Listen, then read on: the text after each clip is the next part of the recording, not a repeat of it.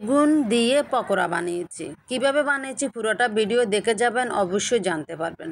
তবে সেটা আমি নতুনভাবে অন্যরকম করে বানিয়েছি। তো সবাইকে আসসালামু আলাইকুম। সবাই ভালো থাকবেন এবং কি পুরোটা ভিডিও দেখে যাবেন। ভিডিওটা দয়া করে ধাক্কা দিবেন না, পুরোটা ভিডিও দেখে একটা মন্তব্য করে যাবেন। যার ভালো লাগবে সে দেখে যাবেন, যার ভালো লাগবে না সেই ভিডিওটা ক্লিক করবেন না, আমি জানি এটা। তবে এখানে পকোড়াও বানিয়েছি, বান্নাও তো করে নিতে হবে, রান্নাও করে নিয়েছি। আমাদের মাথায় একটা উদ্দেশ্য থাকে, আমরা যেটাই করি না কেন চেষ্টা করি একটু ভিডিও বানিয়ে আপনাদেরকে উপহার দেওয়ার জন্য এবং কি আপনাদের জন্য শেয়ার করার জন্য। তবে এখানে আজকে অন্যরকম একটা আবার রান্না করেছি, যে একটা গরম পড়েছে, গরমের কারণে রান্না কিছুই ভালো লাগে না। তো এখানে আমি একটু আপনারা এই ফল তরকারি, লাউ তরকারি, পেঁপে তরকারি এই গরমে দিয়ে একটু খাওয়ার চেষ্টা করবেন, তাহলে দেখবেন যে একটু শান্তি লাগে, খাবারটা খেতে ভালো লাগে।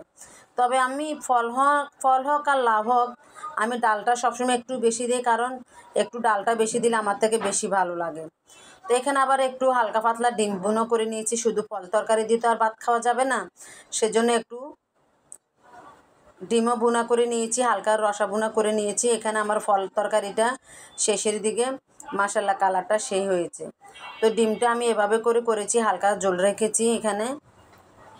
তো অনেকে বলছেন যে আপু পুরোটা ভিডিও দেন, সেজন্য আপনাদের জন্য এই পকোড়ার পুরোটা ভিডিও দিয়ে দিলাম।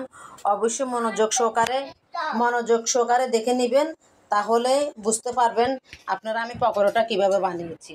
যারা বানিয়ে খেয়েছেন তারা তো খেয়েছেন, আর যারা খান নাই তারা পুরোটা ভিডিও দেখে গেলে অবশ্যই জানতে পারবেন। তবে যারা খেয়েছেন যারা জানেন তারা অবশ্যই ভিডিওটা যেহেতু ক্লিক করেছেন, ধাক্কা দিবেন না, অবশ্যই একটু দেখে যাবেন কষ্ট করে প্লিজ। ধাক্কা দিলে আপনারও ক্ষতি, আমারও ক্ষতি, আমাদের সবার জন্য সবার ভিডিও দেখে যাওয়াটাই উচিত। কারণ এখানে আমরা আসছি কাজ করতে, ভিডিও দেখাটাই এটা আমাদের একটা কাজ। যেহেতু আমরা ফেসবুকে আছি, ভিডিও দেখাটাই এটা আমাদের একটা কাজ।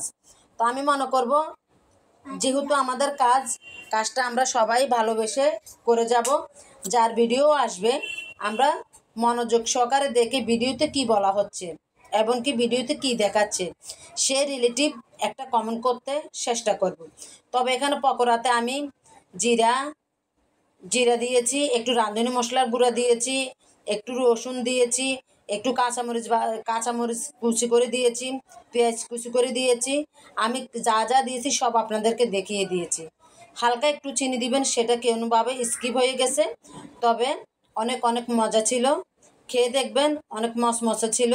আমি খেতে এটার ফ্যান হয়ে গিয়েছি, আমি আরেকবার করে খাবো। তো আল্লাহ হাফেজ সবাইকে।